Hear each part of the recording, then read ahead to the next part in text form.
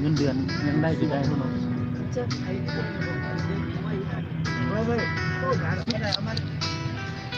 ดูสิ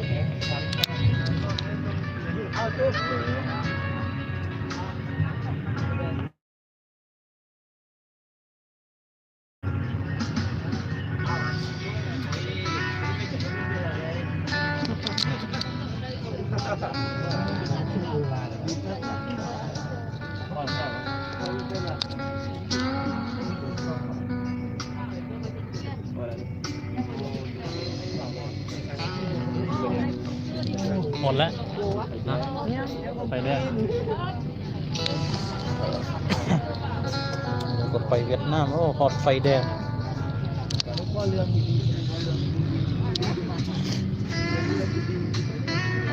เสร็จมาได้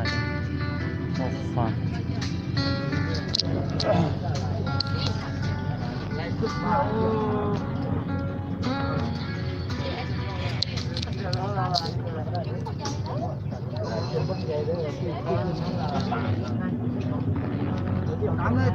ทางนี้มันไปทางตลาดนั่นถูกไหม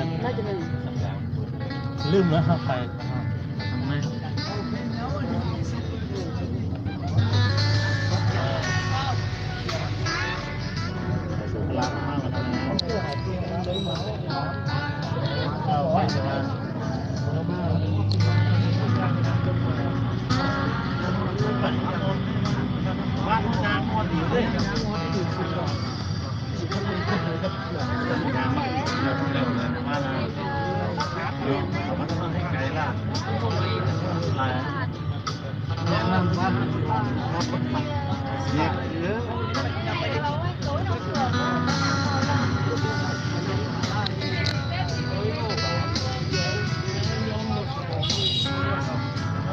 มาเฮียนอยู่นี่อันอยู่เมืองเดียวกันก็มาหนังกันอยู่แต่ละเมืองเนาะต่างกันอยู่บกแก้วนะอยู่ไสยา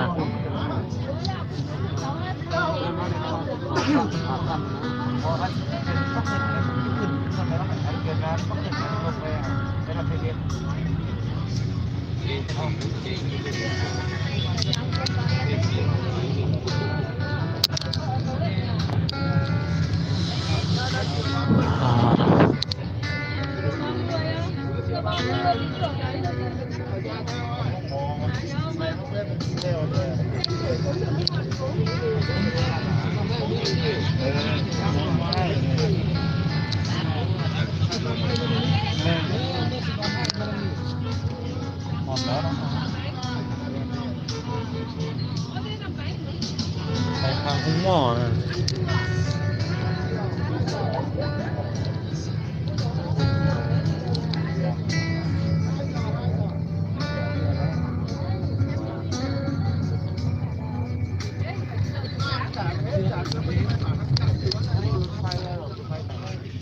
นี่ได้กี่กระบาดเห็นไม่ได้กี่กระบาดเลย